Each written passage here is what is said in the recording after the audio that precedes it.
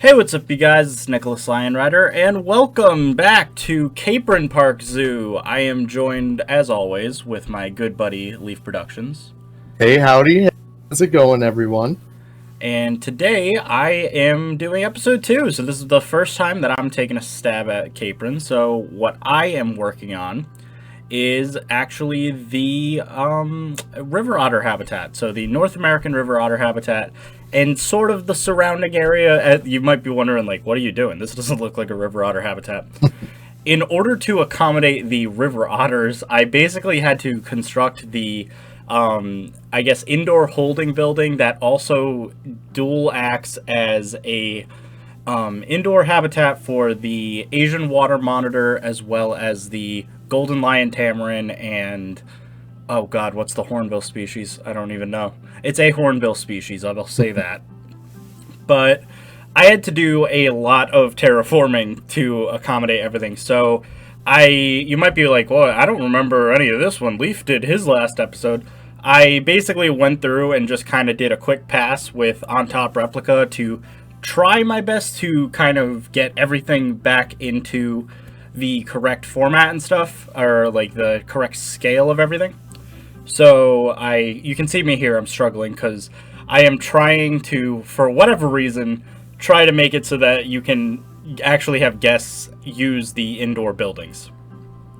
And I don't know why I did that, because it would have been so much easier if I just had, like, It really would implied paths, but nope, I went with the hardcore, we're making this functional. So, it's gonna really pay off in the end once everything is functional. Yeah, exactly. So, like, it may be a pain, but I actually tried it. Now, I was looking for the correct roof type for this actual, like, building or whatever, and I forgot that we actually have this exact type of, like, slate build. Oh my god. Wow. My throat is just dying. I should mention that. And I am just dying right now. So sorry if my voice is raspy. But my actual what was I saying?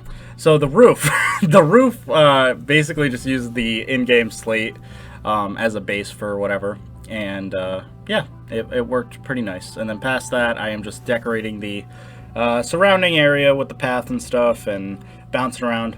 So this is fun. So I was trying to recreate some of the beautiful New England foliage that I always rant about, because we never have anything that is truly like New England foliage in the game, even though we have some of the most basic trees imaginable.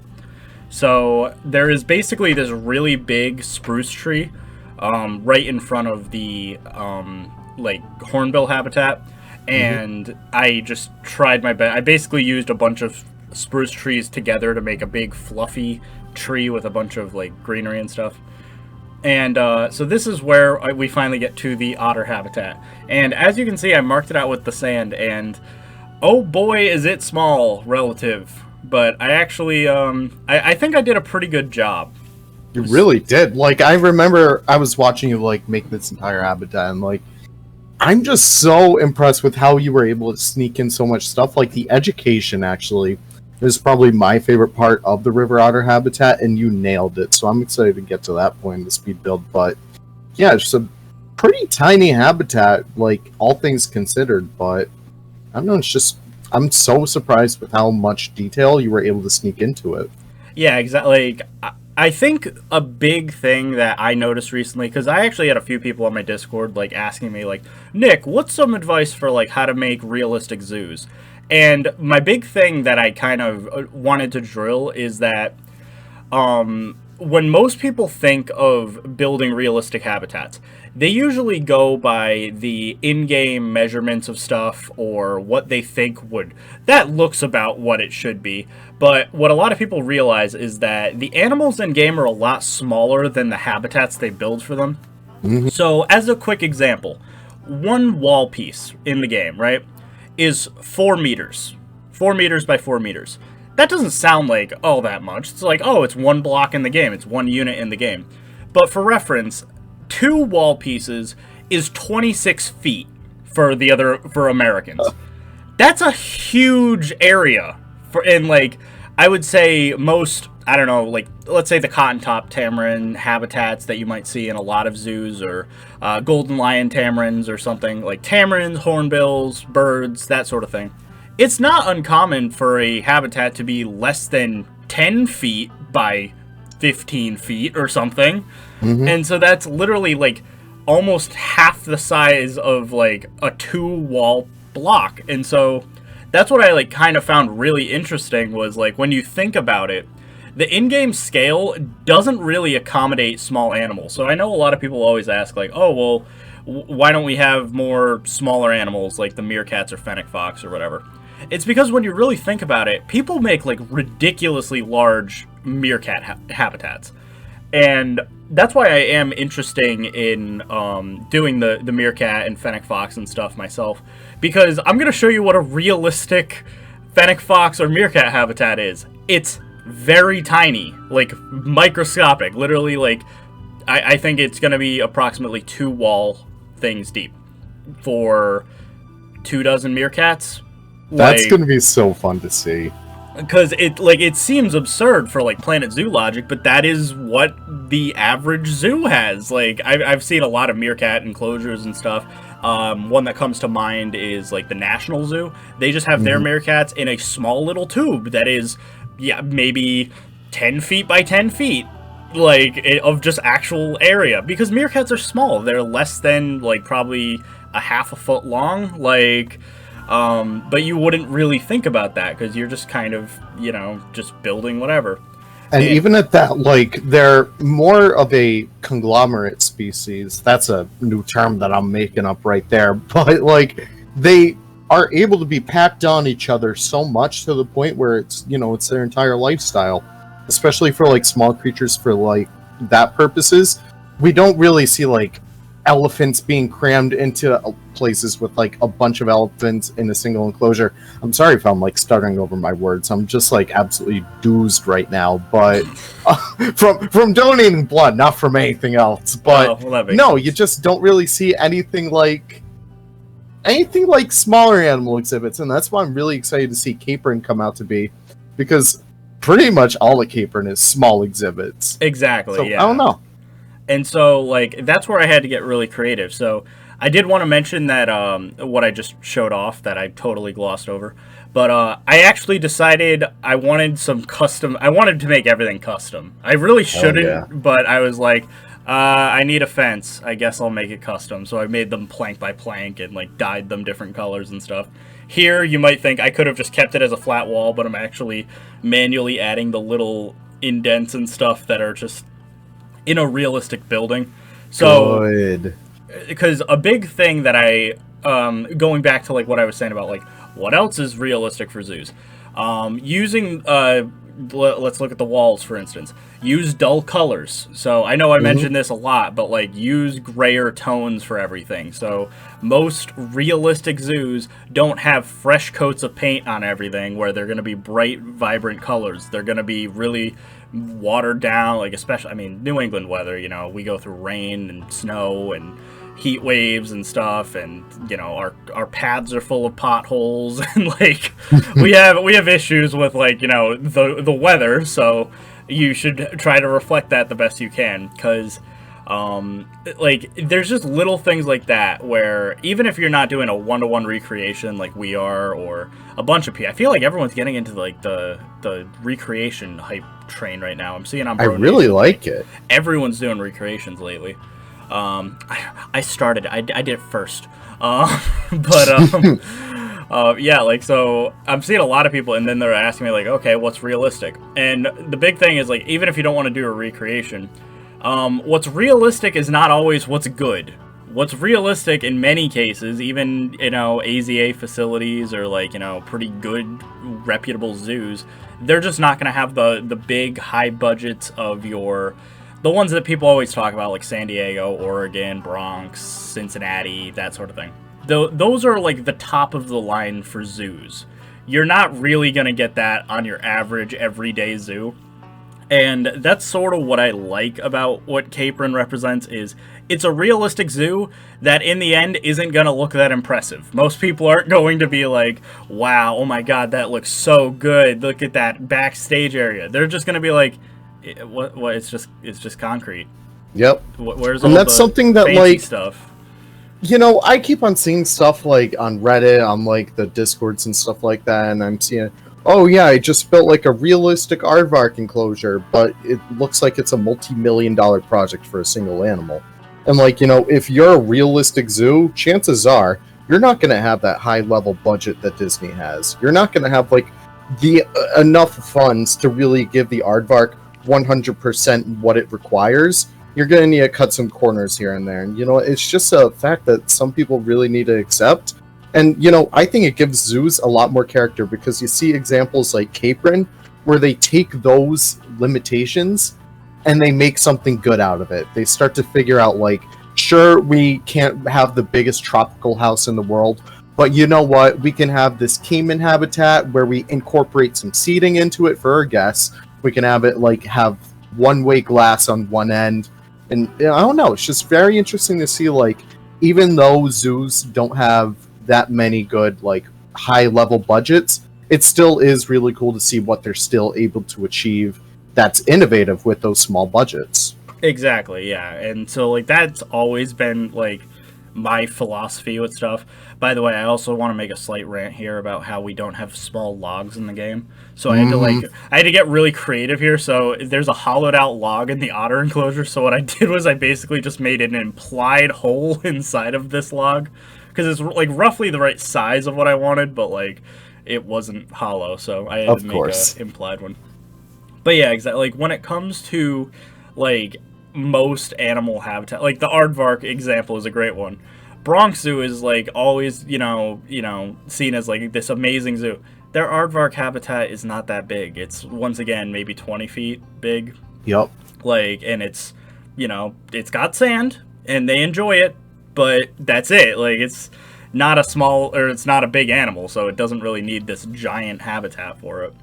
Because I think that's kind of another aspect when I see a lot of stuff with Planet Zoo. People are like, oh my god, I have this big zoo, how do I fill it? It's like, well, that's the issue, is you filled it with giant habitats. Like, you made way too big of a zoo just because you were kind of eyeballing stuff.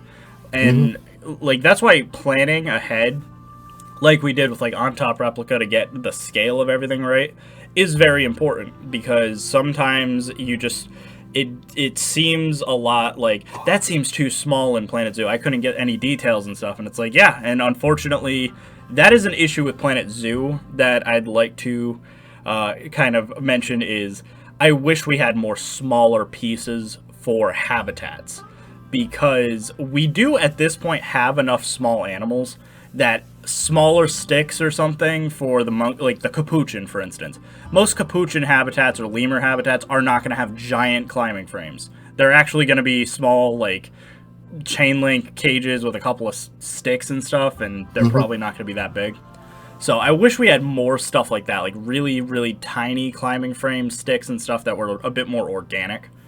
But, like, I think that's just the big thing is we have aardvarks now, we have ring-tailed lemurs, we have, you know, like otters are a good example where we don't have river otters, but like, you know, if you were to make a river otter habitat like this, it's a lot smaller than you'd think upon initial reflection.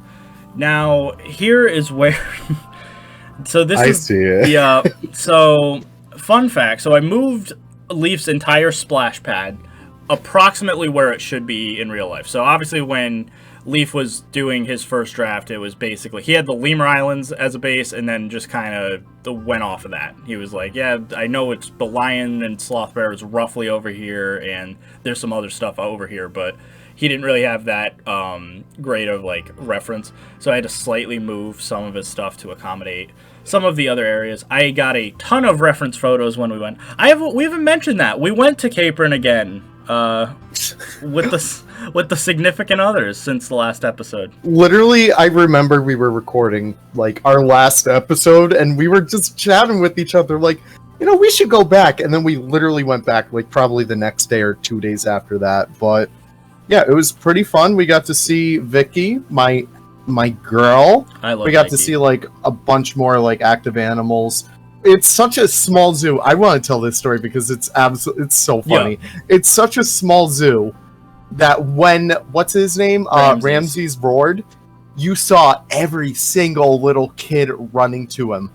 And you can't be more than like 5 minutes away at most, probably even 3 minutes away, I would say, from the lion exhibit at all times. And it was just so fun to see like this small zoo charm where everyone goes to see this one lion in it. I don't know. It was just really cute. But then the ultimate thing was everyone got to the lion enclosure and then he fell back asleep and then everyone's like, oh, okay. And then I love that. And then I just remember there was one woman like, everyone in the zoo ran over here just to be disappointed. And it's like, yeah, it's pretty true. Much. Yeah, that is exactly what happened.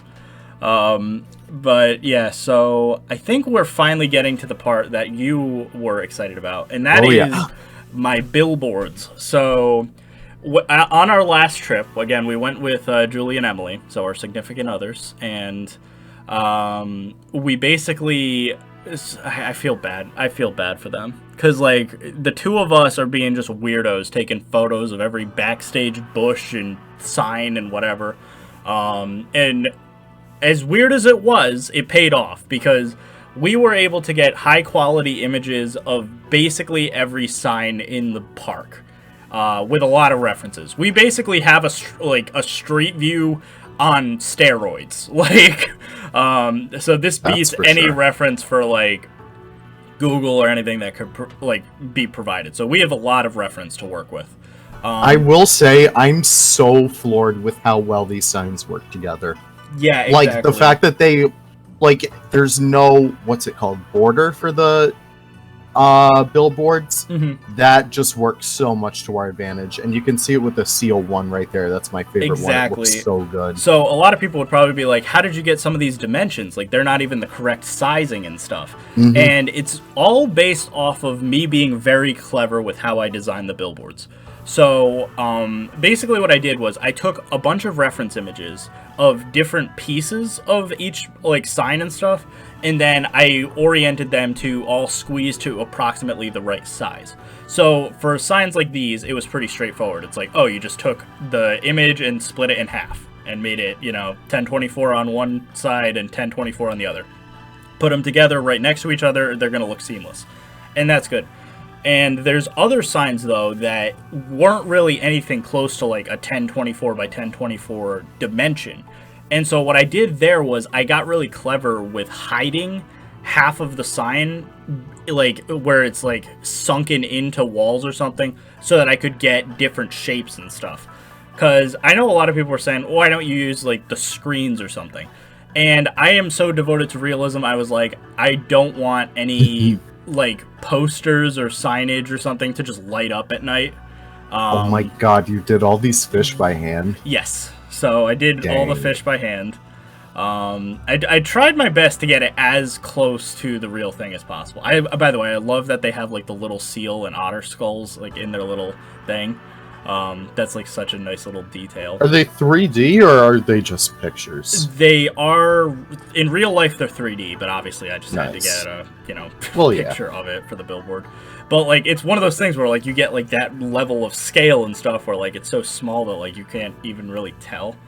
And then this was always fun, was getting like the kind of intricate like wood work and stuff to work out.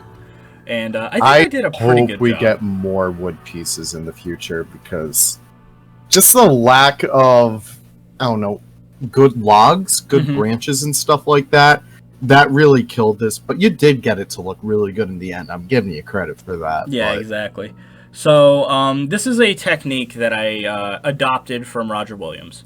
I have always used this particular person's, who I can never pronounce their name, I have always used their font template. I never really use their text usually. I usually, like as you can see here, I ignore their entire alphabet other than the capital letters and just I'm making an entire set of lowercase. And you'd think, oh, you should put that on the workshop. And you're like, yeah, that would have probably made more sense. Or like save a blueprint of this. I never do. I always forget. but like it does definitely help like get it like as close as humanly possible to whatever, because it's just the right level of scale for what we needed. So this is the Virginia and Leech Otter Habitat. I have no idea who this person is, but they created the, or at least funded the Otter Habitat. So that's Good for them. yeah, I know. It's a really nice otter habitat. I would say it is, ranking in out of, because every New England zoo has otters. I will say that. So Yep. I think it's better than Roger Williams.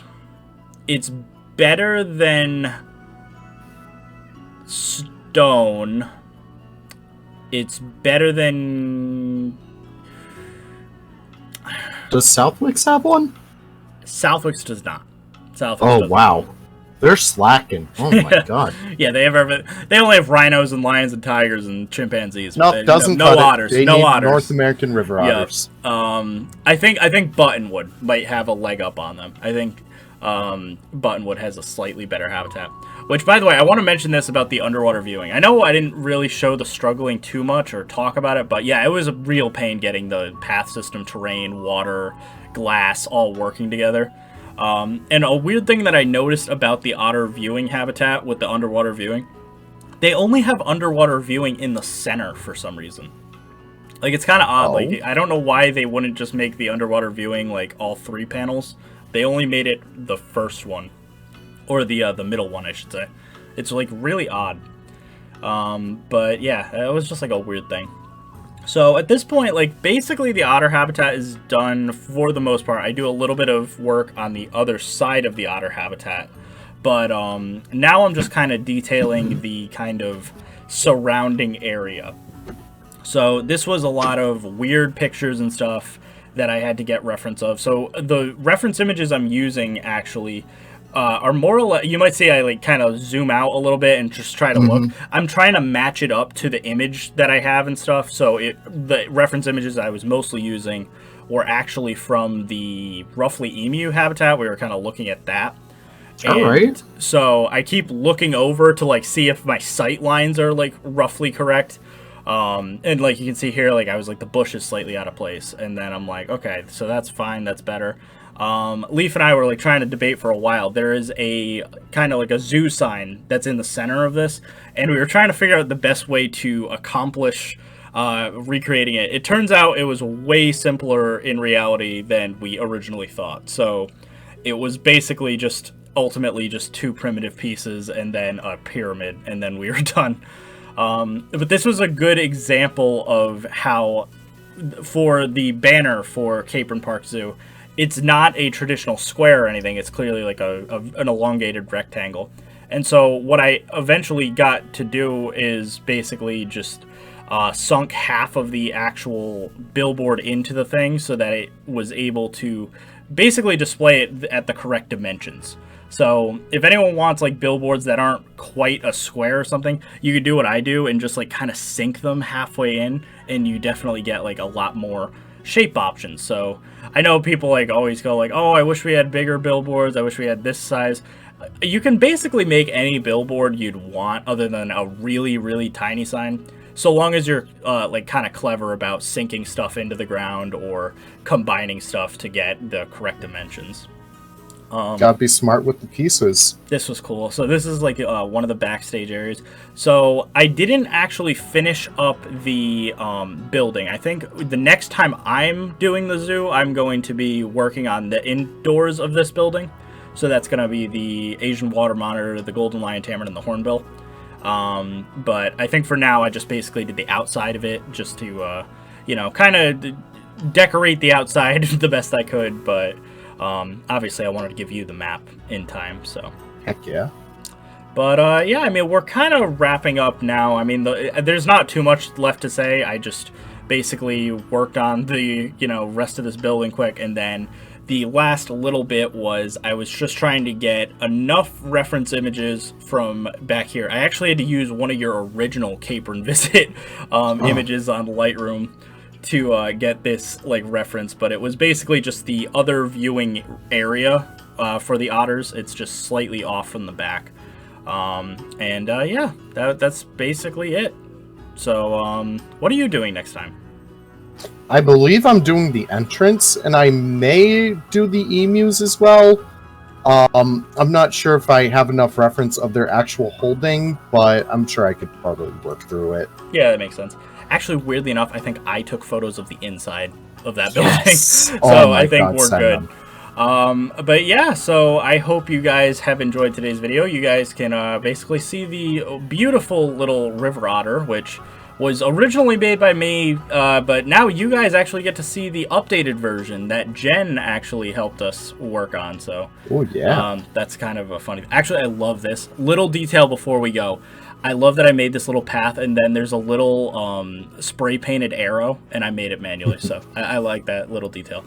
But thank you all for joining me on Capron Park Zoo. If you want to check out the first episode, you can check it out on Leaf's channel. And if you want to check out next week's episode, it'll be on Leaf's channel as well. So thank you all for watching, and I will see you next time. See you guys then.